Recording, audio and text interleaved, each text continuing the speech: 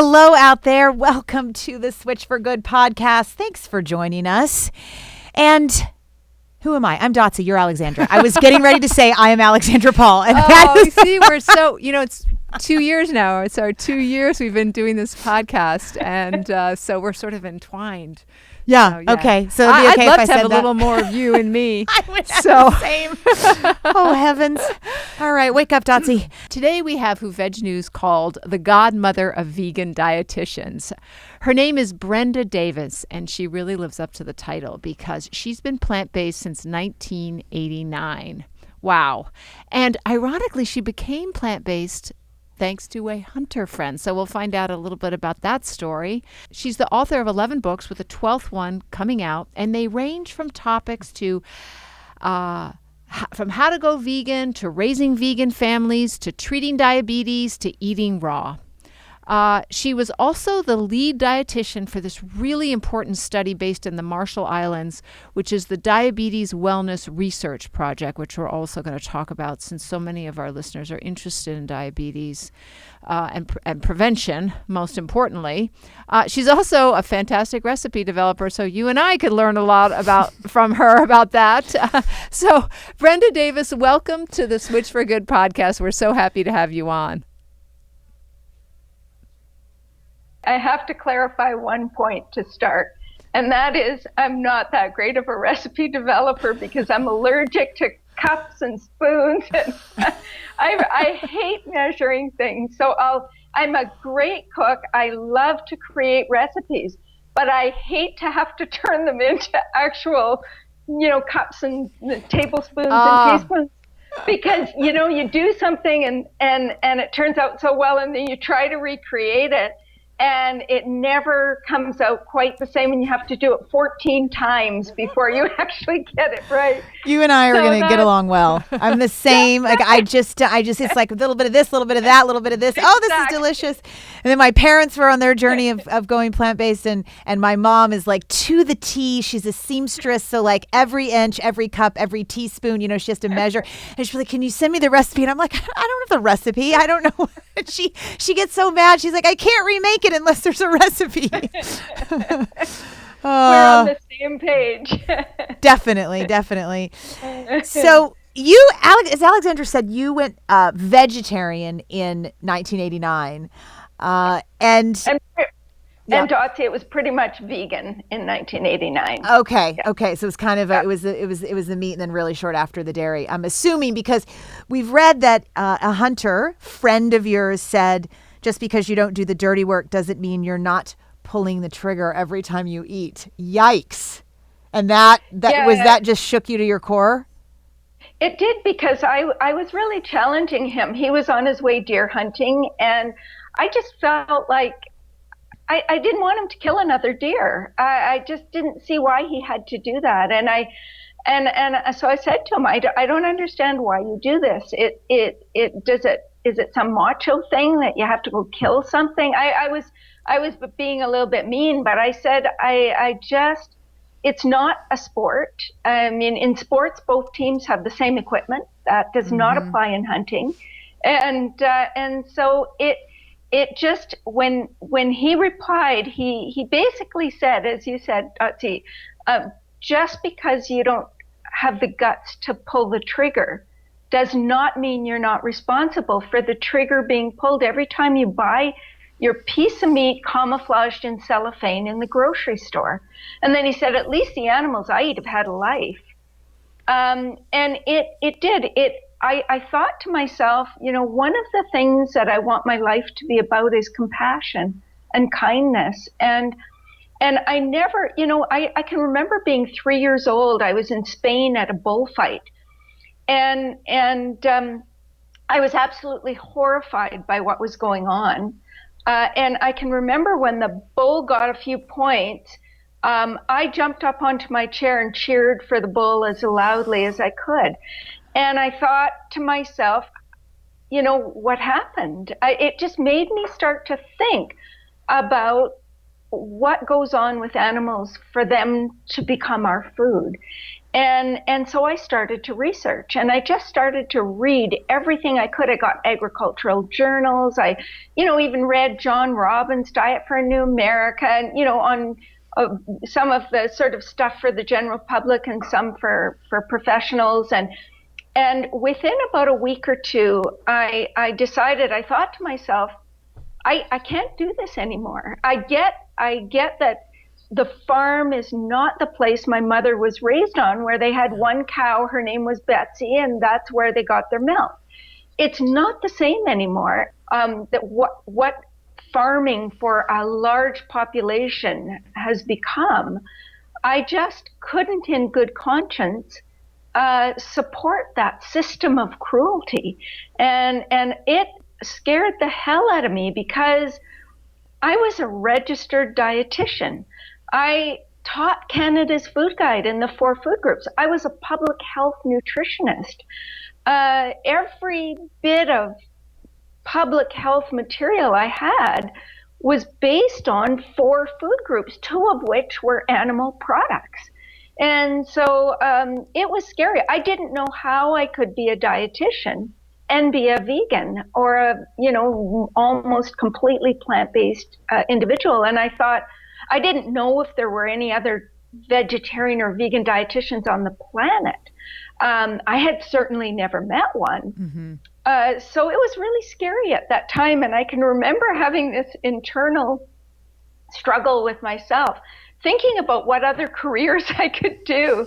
I had, toyed between dietetics, because I loved nutrition, but I had considered law, and several of my teachers at high school said you should go into law, and I was on the debating team and all of that. So I thought, well, maybe I should go into law and forget about dietetics and nutrition. And then I had this internal battle, and I just thought, I love this subject. Why, when I'm seeing a bigger picture here, why should I walk away when I could potentially make a difference for consumers and for my profession by staying, by trying to move our profession forward from within.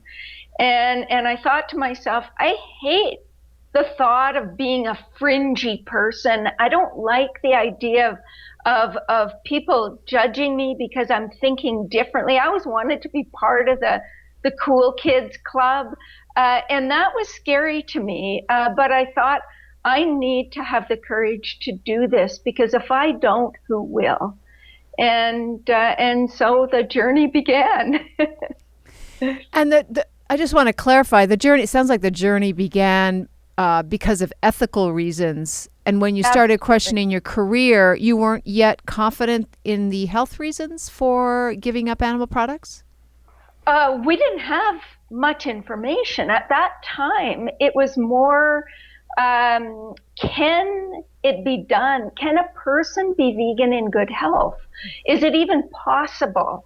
A few of the studies we had on vegans, though I can remember Dagnally and Shinwell and all of these studies from Europe in communities that were using vegan diets, where children were dying and developing, serious forms of malnutrition because of the inadequacy of what they were being fed. And so this was a different time. And although in 1990 we had the lifestyle heart trial from Dean Ornish, which was definitely showing the potential for disease reversal with this diet, but the questions of adequacy were still very much up in the air. And so I did a lot of work myself to try to prove that this diet could be safe and adequate if it was done properly. And that was where my career sort of, the direction my career went was making sure that every single person that wanted to do this could do this well for themselves and for their entire families. And did you leave your job as a public health nutritionist during this time? No, I didn't. But it was a very short time after, maybe a year after I became pretty much vegan myself. I had 2 small children, ages 4 and 1 at the time. And my husband and I had been married for about 10 years. And I have to tell you this part of the story, because when I asked my husband if he would be willing to become completely vegetarian, of course, he was raised in Northern Ontario with hunting and fishing. And he looked at me and he smiled and he said, I thought you'd never ask. I would love to be a vegetarian. So I lucked out big time. And his reasoning was because of the environment, right? He's an environmentalist and he understood the footprint. Absolutely. He just believed that that was the best way to leave a softer footprint on the planet.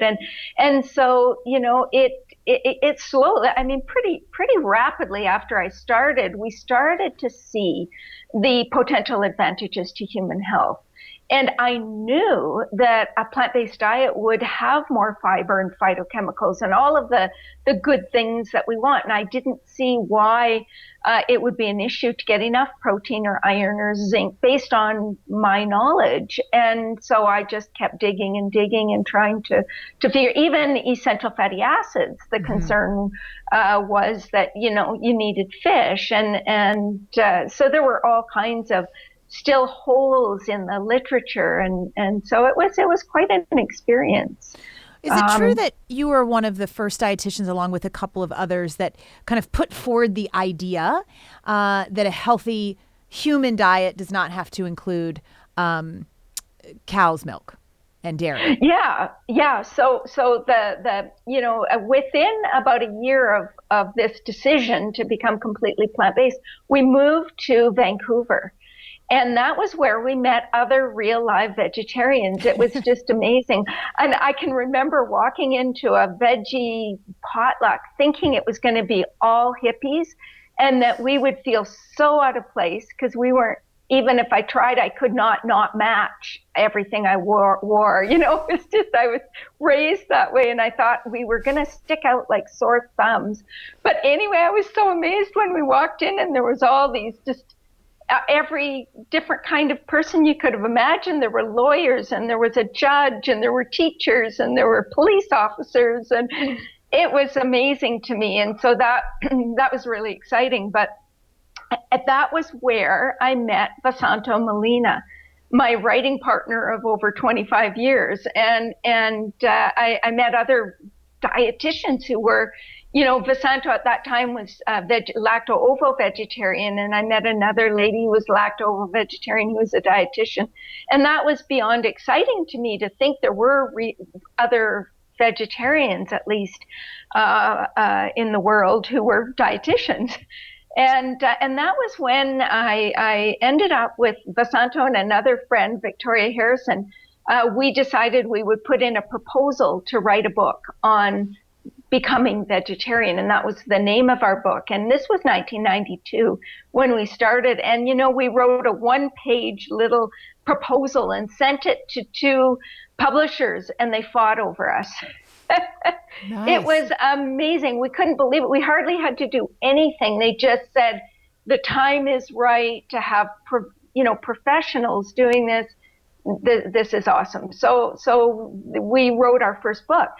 And it was published in Canada in 1994, and within probably 6 to 9 months, it was a national bestseller, and it got translated, and it did very, very well. And I'll tell you, we had a chapter in that book called Without Dairy. And the chapter Without Dairy was, what do people do if they don't want to consume dairy or can't eat dairy? How can you we had a chapter called Without Meat as well, and that was, well, how do you get enough protein, iron, and zinc without meat? And then the without dairy, how would you possibly get enough calcium and vitamin D without consuming cow's milk?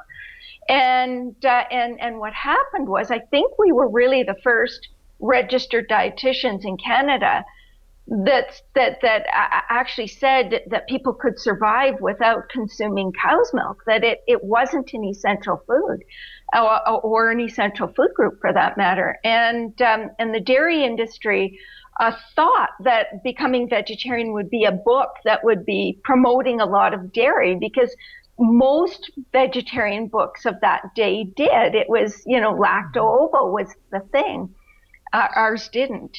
And they ended up writing a 45-page rebuttal to our book, Not only that, they made it free. They gave it free of charge to every health professional in the country. And they took out a full page ad in our professional dietetic journal to discredit us.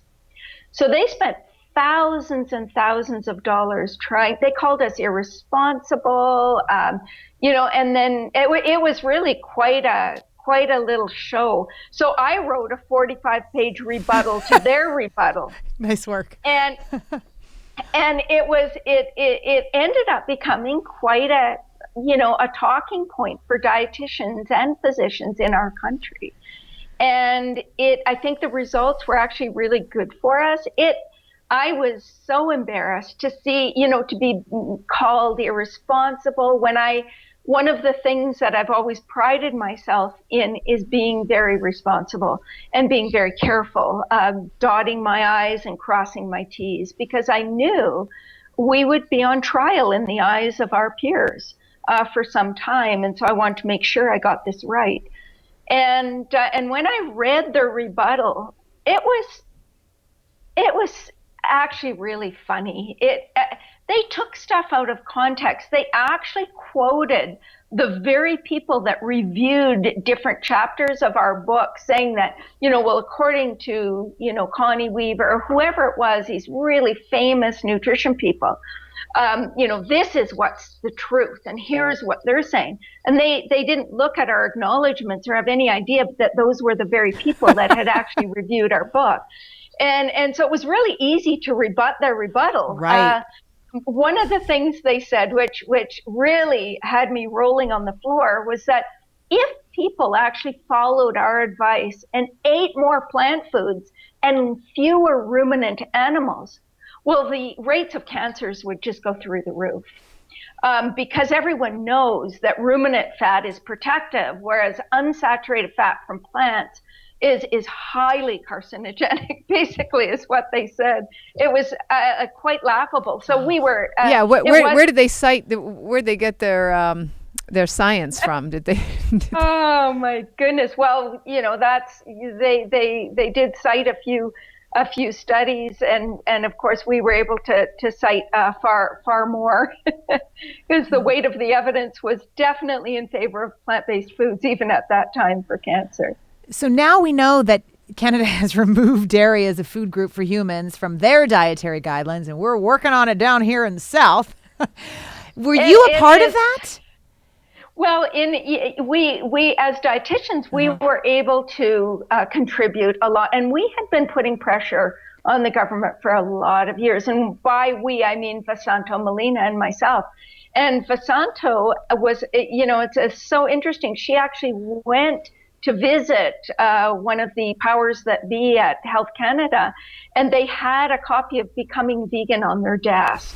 They were looking carefully at what we were saying, and so the discussion was really important. And we talked about racism. We talked about, the degree of lactose intolerance in most ethnic populations. And then in 2017. Vasanto was awarded the highest honor from Dietitians of Canada, and which is incredible. We have one big award given once a year, and she got it for she's 78 years old now, so it was her time. But really, it's really quite mind-boggling to think of how far we've come over 30 years. And some of what's going on today, we never imagined we would see in our lifetime. Yeah. Can you tell us the reasons, that they were vulnerable to challenge by the people that were saying dairy shouldn't be a food group, and what they considered as the evidence to then eventually remove it? Was it the lactose intolerance? Was it a combination of that and some health concerns?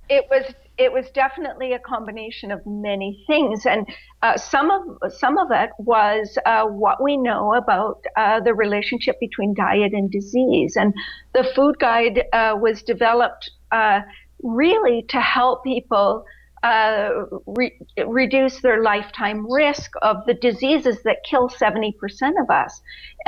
We are challenged with a lot of overweight and obesity, and of course, heart disease, cancer, diabetes, all of that. And so they wanted to have a guide that would really put a dent in what kills most of us. And so that was a big part of it. The considerations of our ethnic populations was a big part of it. And certainly the evidence now pointing in the direction that dairy is not a necessary part of the diet. In old food guides, we had 4 what we always called essential food groups, and recognizing from numerous studies that dairy is not only not essential, in some cases it may actually increase risk of disease. I think that I really helped to move the the pendulum in that direction, and I'm so proud of Health Canada for what they've done. It's really quite remarkable that they made that decision, and I know not all dietitians are happy with that decision. Mm-mm. Did you get a lot of pushback from industry? Did Health Canada get a lot of pushback from the dairy industry? Yes, I but can only imagine. Health Canada decided that industry should not have the voice that they used to have in our food guide, in our national food guide, and so they were, they didn't have the weight that they used to have. Mm. We could learn something from that. Yeah, exactly. Because that's all it's full of right now. Yeah. The whole committee is industry funded. Our U.S. Dietary Guidelines Committee and subcommittee members, all of them have ties in history. The main committee member, Barbara Sheenahan, was a researcher at Danone Institute for 9 years. And what are they? Danone, the yogurt company. Ah, okay. Anyway, yeah. Anything else you want to add on that? Because you're working so hard on it now. Yeah, well, it's just wonderful to learn from Brenda how our neighbors up north got it right. Yeah, we can follow suit. Mm-hmm. I'd like to talk specifically about some diseases. One that you mentioned, diabetes, because you've written 3 books on diabetes and you've done research in the field on the disease. I mentioned it in the intro that you are you headed up a research study in the Marshall Islands that studied diabetes. I'm curious if you can first talk about we've talked about it a lot, the basic misconception that diabetes is caused by sugar, that instead it is fat that is the root cause of the issue. Please, you know much more about it than I, so tell me where I'm right and where I'm wrong. Yeah, so first of all, to clarify, I definitely didn't head up the study. It was headed up by John Kelly, who was the founding president of the American College of Lifestyle Medicine. I was the lead dietitian and pretty much created the program. So we had 5 overlapping cohorts. I created the program so exactly what we were going to be doing with our participants, and our results were really quite stellar. So it was just a wonderful project to be involved with. It was in the Marshall Islands, which are kind of halfway between Hawaii and Australia, and very, very remote islands with a small population, almost impossible to have a control group because everybody knows everybody, and so they can influence one another a lot. But it is just a beautiful group of people, and I really enjoyed working with them. But diabetes is really and truly, we talk about fat, we talk about sugar, they are both implicated in all honesty. And because what diabetes is about it's about overconsumption. So we see people in the world who eat, 50% of their calories from fat, they get no diabetes. So you would look, they're almost non-existent. For example, the Marshallese, people of the Marshall Islands, 80 years ago had no type 2 diabetes. Their diet was 60% coconut, which it may be a shock to you, but basically what we see is people who remain lean, who are eating whole unprocessed foods. So the foods basically as they're grown. They're eating fish and plants is what they were eating back then. But if they're eating, a lot of plants, particularly, and they don't get overweight, they don't get type 2 diabetes. We see people in the blue zones who have very, very low rates of diabetes eating their traditional diets. Well, there's a blue zone called Okinawa that's about 6 to 10% of calories from fat. There's another blue zone called Ikaria, Greece. They eat 40 to 50% of calories from fat. They don't get diabetes when they're eating their traditional diet. So that, to clarify, is really important. It's not so much the percentage of calories from various macronutrients that really matters. It's the source of those macronutrients. When fat is packaged in whole foods like nuts and seeds and avocados and even coconut, it's not so harmful to health. When sugars are packaged in fruits and vegetables, sugars aren't so harmful to health.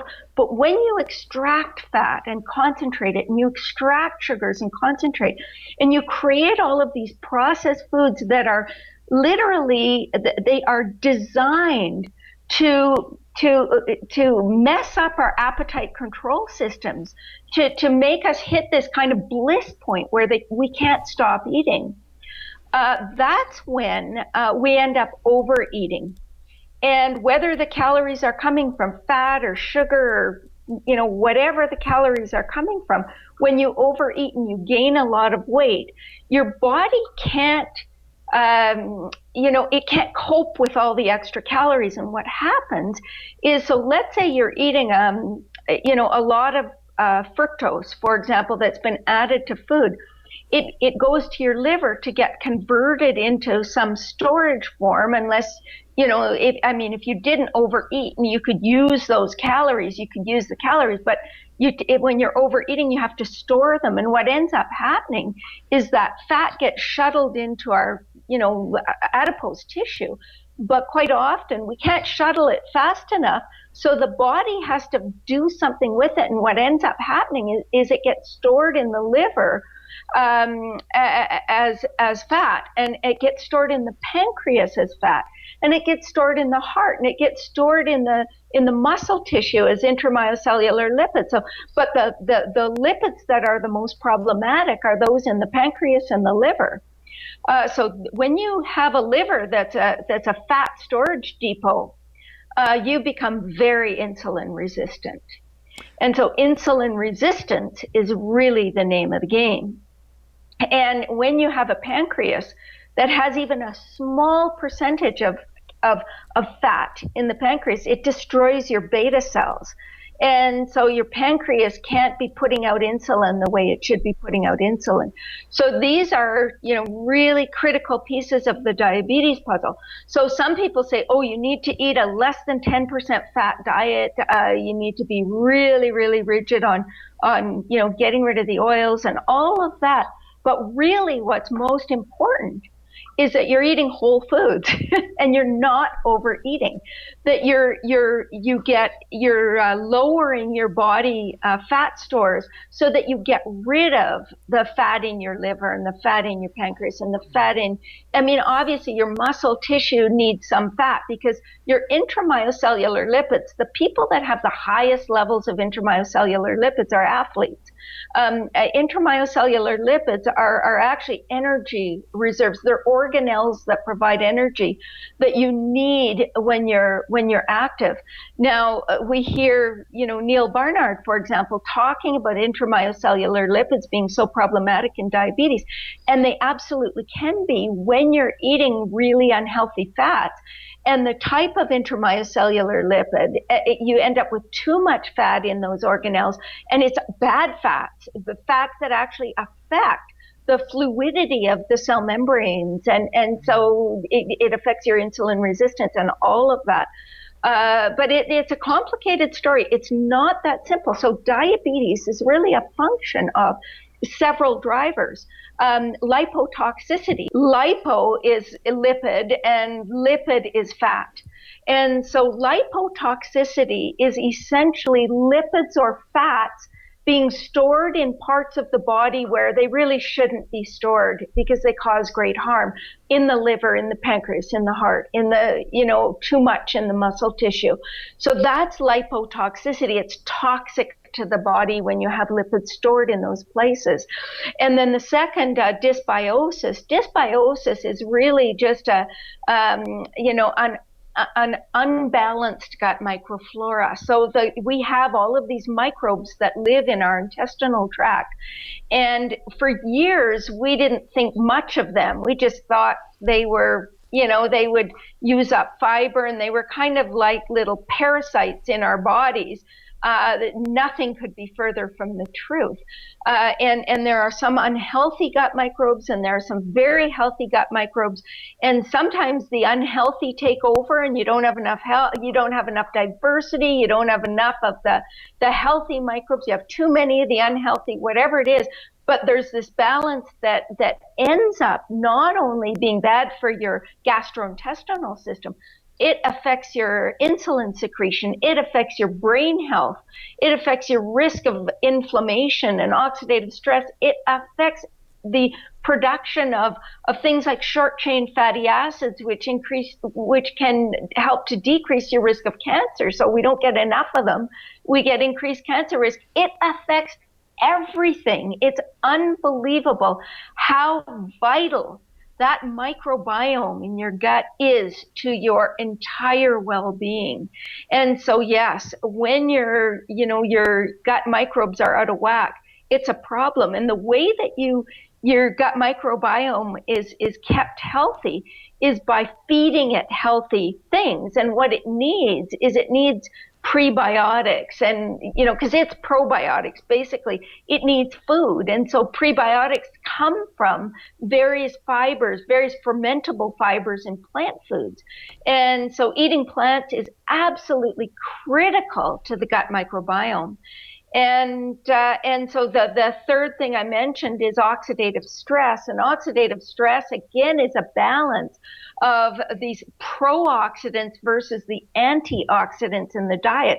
So a pro-oxidant would be something like heme iron from meat, can be a very strong pro-oxidant, whereas an antioxidant would be carotenoids or vitamin E from plant foods largely. And so we need a reasonable balance of those, because when you get high levels of pro-oxidants and not enough antioxidants, you end up with what we call oxidative stress or free radical damage to your all of your body systems. And then the last one is inflammation. And this one most people know about, but when we think of inflammation, we think of, you get a cut and it turns red, and that's external inflammation. But you get this chronic low-grade inflammation in your body where that affects atherosclerosis, because it allows different kinds of cells to get into your blood vessels that can really promote atherosclerosis and the disease process. But it affects every disease. It affects insulin resistance. It affects Alzheimer's disease. It affects everything. And so those are 4 big drivers of chronic disease.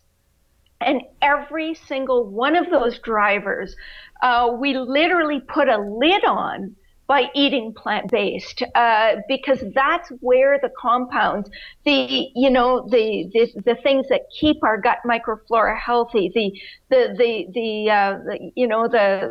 various anti-inflammatory compounds and the antioxidants, that's where they're concentrated, is in colorful plant foods. So a plant-based diet essentially minimizes the components of the diet that are most pathogenic and maximizes the components that are most protective. And that's why eating plant-based, it can work its wonders, and it really can. It's phenomenal to see the changes in people's health when they move in this direction. I noticed when I went whole food plant-based that first of all, I felt more satiated more of the time. And then secondly, and this took a little while, I noticed that my cravings went away, just any kind of cravings, and maybe even more specifically sweet cravings. And I know that when you feed yourself processed foods, processed sugars, white sugar, that the more you put in, right, your stomach can feel full with the volume, but your brain is still telling your body that it needs nutrients because it's not getting nutrients. And that's what then can set off this like cycle of not feeling satiated and cravings, and then that can lead to obesity. And so eating whole foods from the earth, from trees, from the sea, that changed everything for me in regards to, overeating. Because I was definitely doing that before, even, after I was much better for my eating disorder. If I was stressed or had a bad day like the rest of us, sometimes I would turn to food. And now it's not even an option anymore because I feel so satiated and so complete. And I think because my brain knows that I'm getting enough nutrients. So the phytochemicals and the phytonutrients and the antioxidants like you're talking about. Yeah, and it's so interesting to hear you say that because I see this over and over and over again, and I experienced it myself as well. You're eating a much more fiber, you're eating such nutrient-dense foods, you're getting so much for your calorie that your body is satisfied, and it's kind of wonderful. I know after I'm finished dinner at night, I have absolutely no desire to eat. I don't get the munchies ever. I can't stand the taste of concentrated sweet in food. I just can't stand it. It's such a turnoff to me.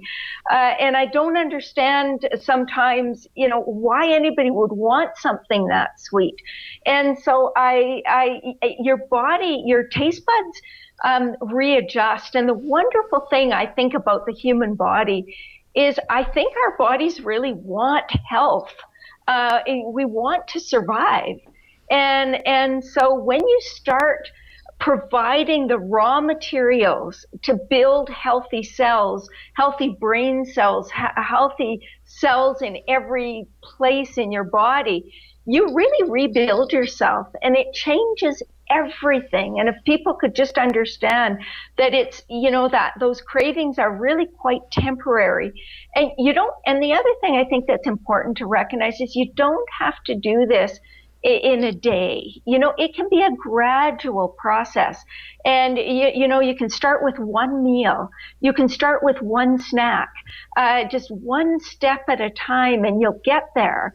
And your body it'll just be rebuilding itself as you go, and your desires will start to change. It's really quite a miracle. You wrote a book called Becoming Raw. A lot of people feel like they won't get satiated if they eat raw food. They feel that cooked food, they couldn't even imagine what they just eat salad. Will you talk to us a little bit about raw food and a healthy diet and what your book is about? Yeah, so Becoming Raw, this is a little bit of a funny story, but our publisher said, we need a raw book that is science-based, because there's so many claims within the raw food world that may not be substantiated by science. And if we could have a book about, raw diets and how to make them adequate, that would be so awesome. And my writing partner, Visanto, and I both said pretty much in unison, not a chance. We are not writing a book on raw foods, because we were so exposed to so many of the myths within the raw food world that were so not substantiated by science that we didn't want to jeopardize our professional credibility by being mixed up in that world. And so Vasanta said, well, maybe we'd learn something. Maybe it would be, I remember us having this discussion, and maybe we should just consider it. And so we really started looking at a lot of these claims, and I wrote letters to the people that were quoted all over the world in the raw food community to see if the claims were reflecting their research. And we decided that it was a project we wanted to do in the end. And what ended up happening is we learned, the raw food world has figured out so many things that are absolutely fascinating and useful to the world of nutrition. And so I think it was the book that I learned the most from doing, to be quite honest. It was absolutely fascinating. And so one of the things that it shifted my own personal practices in my diet. And yes, it was true. There were many claims that were unsubstantiated, and I think we basically shared the problems with some of those claims in that book. And I think we did a very reasonable job of that. But we also discovered some of the wonderful techniques in preparing foods that are common to raw food practice that are just extraordinarily wonderful. And so one of the things about cooking is cooking can reduce nutrients and phytochemicals, and it can also create products of oxidation. So you can create things like heterocyclic amines if you cook meat or eggs or any animal products which are known carcinogens. You can produce polycyclic aromatic hydrocarbons, which are, again, known carcinogens, and they're formed in anything that's blackened. And so it doesn't matter if it's animal product or not. You burn a piece of toast or barbecue something and blacken it, you're producing polycyclic aromatic hydrocarbons. There is acrylamide that is formed in foods that are high in asparagine, like potatoes, when you bake them or especially when you fry them. There's advanced glycation end products that are formed when you this is part of the Maillard reaction when you brown foods. And just so people recognize, advanced glycation end products are the highest in processed meats. That's the most concentrated source of AGEs, or advanced glycation end products. And so there are all these products that can form when you cook foods. And so when you eat a good portion of your diet raw, you're minimizing those components and minimizing nutrient losses and maximizing phytochemicals. Now, the other thing is there are a lot of techniques that raw foodies use, like, for example, soaking and dehydrating, that actually help to reduce anti-nutrients in food. See, what happens when you soak a seed is you're telling that seed to get prepared to support the life of a new baby plant. And so what happens is all of the anti-nutrients that are present in that seed to stop the release of nutrients prematurely, well, those are broken down and the nutrients are released so the new plant can grow and thrive. And then the phytochemical army that's poised to protect that plant just multiplies because it needs a bigger army when there's just a little baby there. And so you see things like, broccoli sprouts having 50 times the sulforaphane of mature broccoli because it's expanded so much to support that new little plant. So you see a 5 to 50 time increase in phytochemicals. It's phenomenal. You see changes in amino acids and essential fatty acids when you soak and sprout food. So these are all really good things. The problem with raw for many people is that quite often we see people actually losing too much weight, sometimes not getting enough protein, iron, zinc, and some of those trace minerals, they start losing their hair, their skin gets thin, they stop menstruating. We see this quite often. And so one of the things that I suggest is to do a little bit of a combination, eat more raw foods, and try some of these wonderful raw entrees, which are amazing, like collard wraps or raw lasagnas. These are fun things to do. And then have some lentil soup or something that's cooked. If you're wanting a really clean diet, then you cook the foods in a moist environment. So if you're cooking foods with water, as in a soup, or you're steaming or you're water sauteing, then you're not going to be producing the products of oxidation that are produced with dry heat or with high heat. And so that's really helpful. And so I think that's a really reasonable compromise. Now, it's not, from my own personal perspective, I eat a higher raw diet in the summer than I do in the winter because I live in a very cold climate and I want warm foods. My body wants warm foods, but I do try to minimize the high temperature cooking, the dry heat cooking. I make more stews and soups, but that doesn't mean I don't barbecue. I do barbecue in the summertime. I love grilled tofu and grilled vegetables. They're wonderful. Quite often I'll put them in foil or something like that to, minimize any blackening.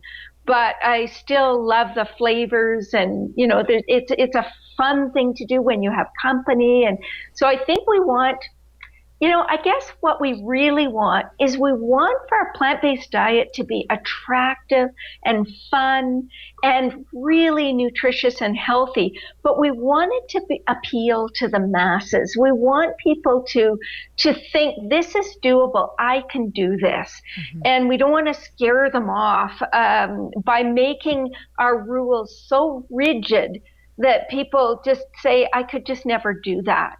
And so I think there needs to be a balance in that way. Lean into those high nutrient dense foods. Yes. And then I have a question because I just got an air fryer. Well, I guess I've had it, a year now. That's high heat.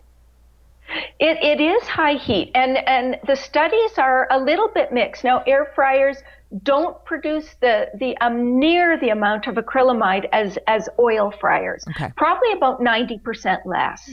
But they still do produce some, and they produce other products of oxidation. So one of the things that I would say is, while these tools are really fun and add variety and spice to our diets, they probably shouldn't be used every single day for, snacks and meals, and, where more of a fun, a couple times a week kind of thing. We haven't really quantified it. So we don't know, we can't say that, oh, well, you'll definitely be doing damage if you use it every day. But just based on what we know to this point, it's probably prudent to not overuse it. Okay, I can do that. I only use it like once or twice a week, so we'll stick with that for now. You've mentioned orthorexia. You believe it's becoming more prevalent. Can you explain what orthorexia is and why it's getting in the way of our health, when actually it is a focus on health, but it seems to be getting in the way of our health? Yeah, so for a lot of us in the plant-based world, we've kind of thought, oh, orthorexia, that's just a label that people are putting on this, whole food plant-based movement that's trying to eat super healthy. But I've actually, in the last probably 3 months or so, run across and tried to help. I am still actively helping about 3 individuals who I would say who have orthorexia. And what this means is that they are generally people who had that personality type to become anorexic, where they're perfectionists, they do everything to the nth degree, and they have latched on to the plant-based rules very tightly. And so there's no oil, there's no nuts or seeds or peanut butter, heaven forbid, or so they're following the rules really, really tightly. And to the extent where, and I can say one of the people that I've recently been working with, to the extent where absolutely terrified to eat in a restaurant, because there might be a drop of oil or a teaspoon of or a quarter teaspoon of sugar, that there might be something in that food that would be not permitted. They won't eat with their families because they're eating, the kids want pasta, and pasta is, refined ground grains, and heaven forbid that they would have any ground grains. And so they take it to the degree that it becomes socially crippling. But also, in all 3 instances, the people that I've been working with have a BMI of 16 or less. And that means extremely underweight.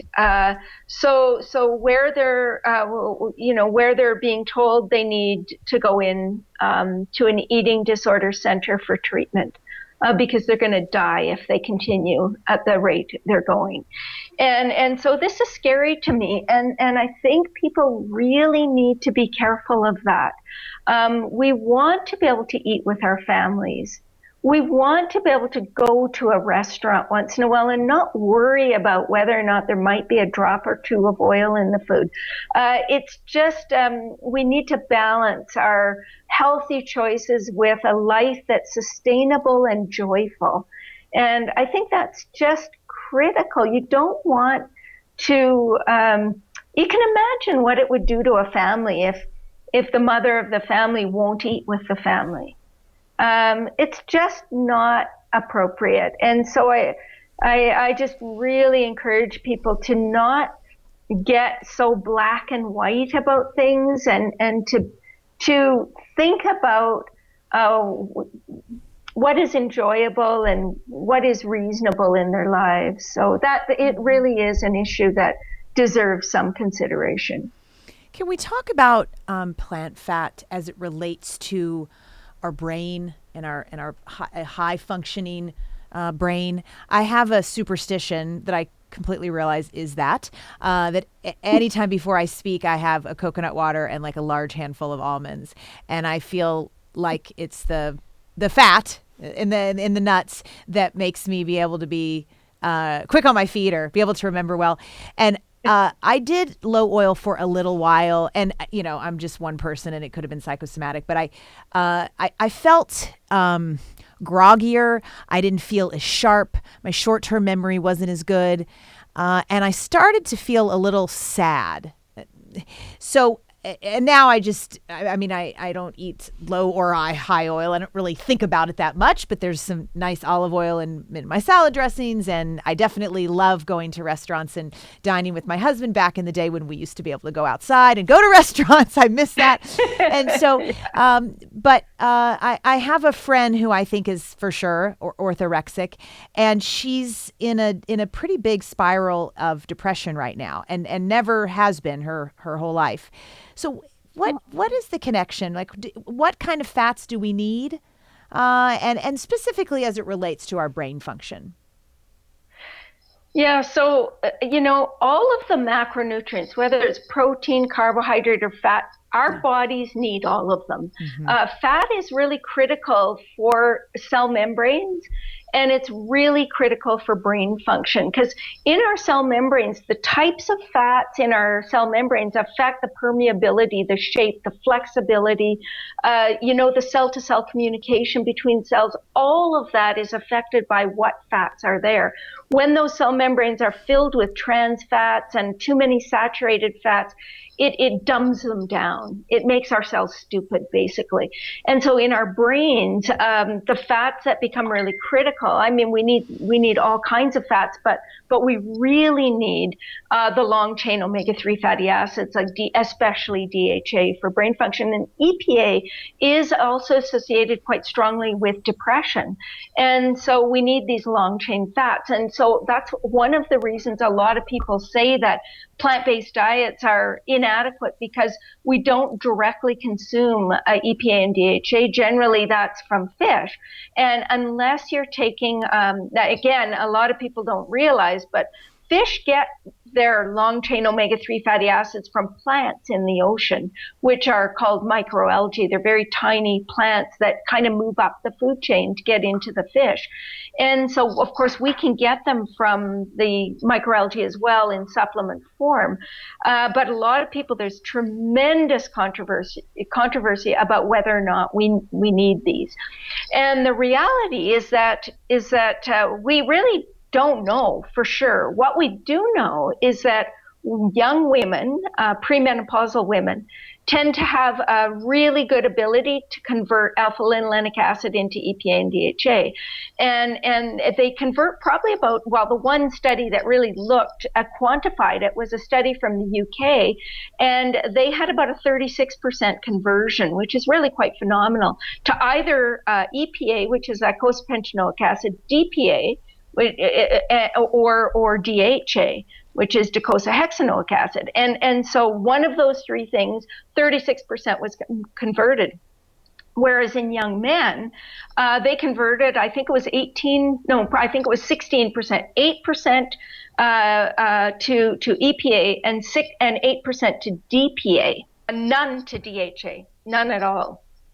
And so this made people think, well, can men convert? Can even postmenopausal women convert?